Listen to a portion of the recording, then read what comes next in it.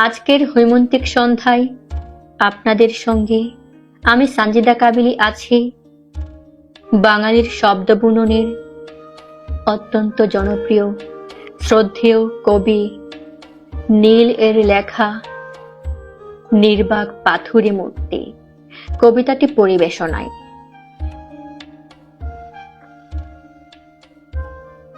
তুমি যখন চলে গেলে তোমার ছলো ছলো অক্ষি কনিনিকায় আমি আমার মুখচ্ছবি দেখেছিলাম, অপলক চেয়ে দেখেছিলাম।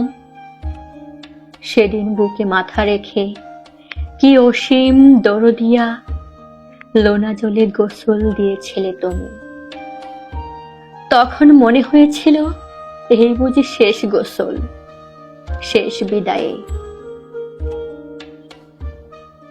অতঃপর অর্ণায় মুখ গুজে ছুটে চললে তুমি মসজিদ আঙিনা মাড়িয়ে, অন্ধকার সুড়ঙ্গের ভেতরের অন্ধকারে তোমার প্রিয় দুর্লভা ডাকাতিয়া কালী মন্দিরে।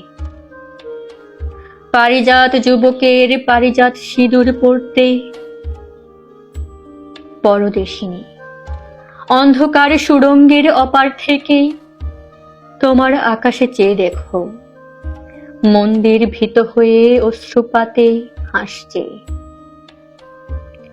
মসজিদ অকারণ থরো থরো কাঁপছে, আর আমি নির্বাক পাথরে মূর্তি যেন।